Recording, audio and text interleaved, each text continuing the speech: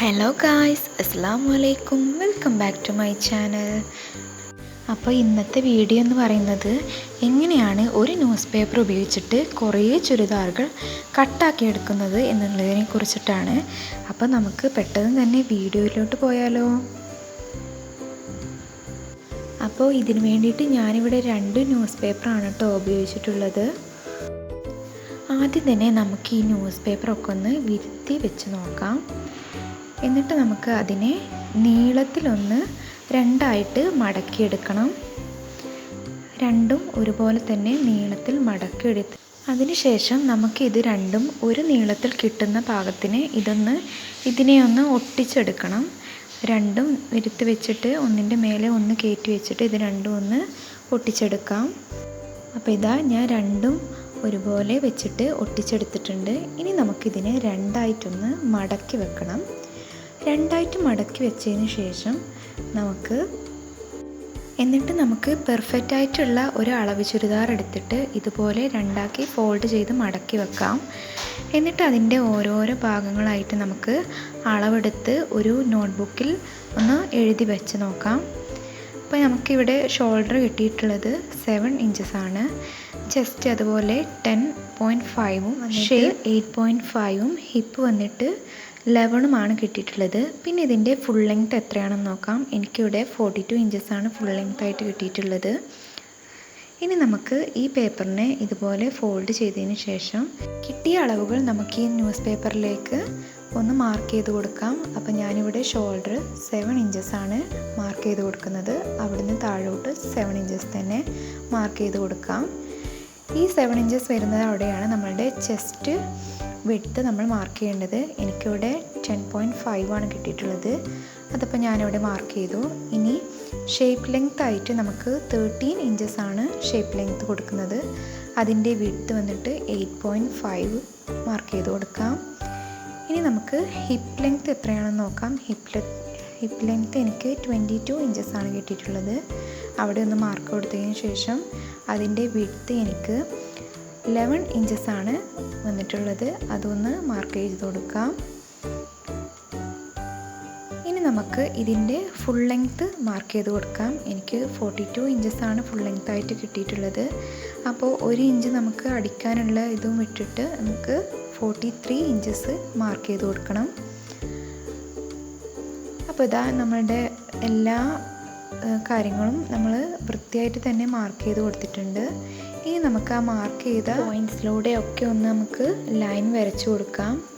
അപ്പോൾ നമുക്ക് ആദ്യം തന്നെ ഞാൻ ഒരു കാര്യം വിട്ടുപോയി, നമ്മളുടെ കഴുത്ത് അടയാളപ്പെടുത്താൻ വിട്ടുപോയി. അപ്പം ഞാനൊരു 3 ഇഞ്ചസ് ലെങ്ത്തിൽ ഒരു 3 ഇഞ്ചസ് വിഡ്ത്തിലുമാണ് ഞാനിവിടെ അടയാളപ്പെടുത്തുന്നത്. ഞാനിവിടെ ബാക്ക് കഴുത്താണ് കേട്ടോ അടയാളപ്പെടുത്തുന്നത്. അപ്പോൾ നമുക്കതൊരു ബോക്സ് പോലെ വരച്ചിട്ട് നമുക്ക് ഇഷ്ടമുള്ള ഷേപ്പിന് അത് വരച്ചെടുക്കണം. ഇനി നമുക്ക് ആം ഹോൾ എങ്ങനെയാണ് വരയ്ക്കുന്നതെന്ന് നോക്കാം.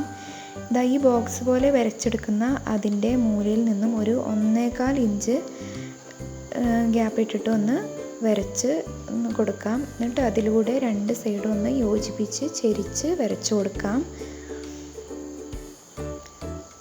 ഇനി മാർക്ക് ചെയ്ത എല്ലാ പോർഷൻസും നമുക്ക് നീറ്റാക്കി തന്നെ വെട്ടിയെടുക്കണം.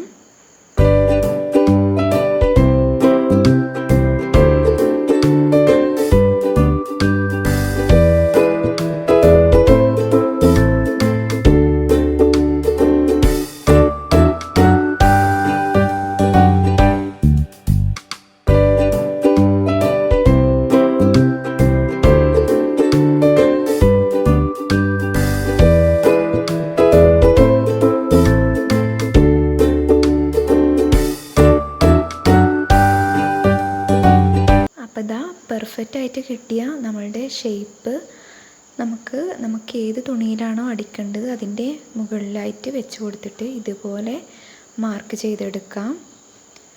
ഇതാ മാർക്ക് ചെയ്തെടുത്തു. ഞാൻ ഒരു ചോക്ക് ഉപയോഗിച്ചിട്ട് നമുക്ക് മാർക്ക് ചെയ്തെടുത്ത ഭാഗം ഒന്നുകൂടി ഒന്ന് ലൈനുകളൊക്കെ ഒന്ന് ചേർത്ത് വരച്ചു കൊടുക്കണം. ന്യൂസ് പേപ്പറിന് പകരം നമുക്ക് കോട്ടൻ്റെ തുണിയായാലും ഇനി ലൈനിങ്ങിന് ഉപയോഗിക്കുന്ന തുണിയായാലും ഒക്കെ ഉപയോഗിക്കാം കേട്ടോ. ഞാനിവിടെ ന്യൂസ് പേപ്പർ കയ്യിലുണ്ടായിരുന്നത് കൊണ്ട് നിങ്ങൾക്ക് കാണിച്ചു തരാൻ വേണ്ടിയിട്ട് ന്യൂസ് പേപ്പർ എടുത്തെന്ന് മാത്രം. നമുക്ക് ഇത് ഉപയോഗിച്ചിട്ട് കുറേ ചുരിദാറുകൾ നമുക്ക് കട്ടാക്കിയെടുക്കാം.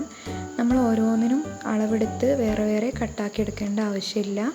നമുക്ക് ഇങ്ങനെയൊരു ഇത് നമ്മളുടെ കയ്യിലുണ്ടെങ്കിൽ നമുക്ക് പെട്ടെന്ന് തന്നെ നമുക്ക് അളവുകളൊന്നും എടുക്കാതെ ചുരിദാർ പെട്ടെന്ന് തന്നെ ഇതിൻ്റെ മേലെ വെച്ച് വരച്ച് കട്ടാക്കി എടുക്കാവുന്നതേ ഉള്ളൂ. തുടക്കക്കാർക്കൊക്കെ ഒരു യൂസ്ഫുൾ വീഡിയോ തന്നെ ആകുമെന്ന് ഞാൻ പ്രതീക്ഷിക്കുന്നു. അപ്പോൾ നമുക്ക് ഈ ലൈൻ വരച്ച എല്ലാ ഭാഗത്തു കൂടെയും നല്ല വൃത്തിയാക്കി തന്നെ നമുക്ക് നമ്മളുടെ ചുരിദാർ കട്ടാക്കിയെടുക്കാം. ഇങ്ങനെ കട്ടാക്കി വരുമ്പോൾ നമ്മൾ ഹിപ്പ് ലെങ്ത് ആയിട്ട് കൊടുത്തിട്ടുള്ള നമ്മളുടെ 22 ഇഞ്ചസ് ഇല്ലേ, അത് തന്നെയാണ് നമ്മളുടെ ഓപ്പണിംഗ് ആയിട്ട് വരിക. അവിടെയാണ് നമ്മളുടെ സൈഡ് ഓപ്പൺ വരുന്നത്. അവിടെ ഒരു ചെറിയ കട്ടിട്ട് കൊടുക്കാൻ മറക്കരുത് കേട്ടോ. ഞാനിവിടെ വീഡിയോയിൽ വിട്ടുപോയതാണ്. നിങ്ങൾ കട്ടാക്കുമ്പോൾ അത് മറക്കാതെ തന്നെ കട്ടാക്കിയെടുക്കാൻ ശ്രദ്ധിക്കണം. അപ്പോൾ ഇതാ ആം ഹോളും എല്ലാം നമുക്ക് നല്ല വൃത്തിയാക്കി തന്നെ ഒന്ന് കട്ടാക്കിയെടുക്കാം.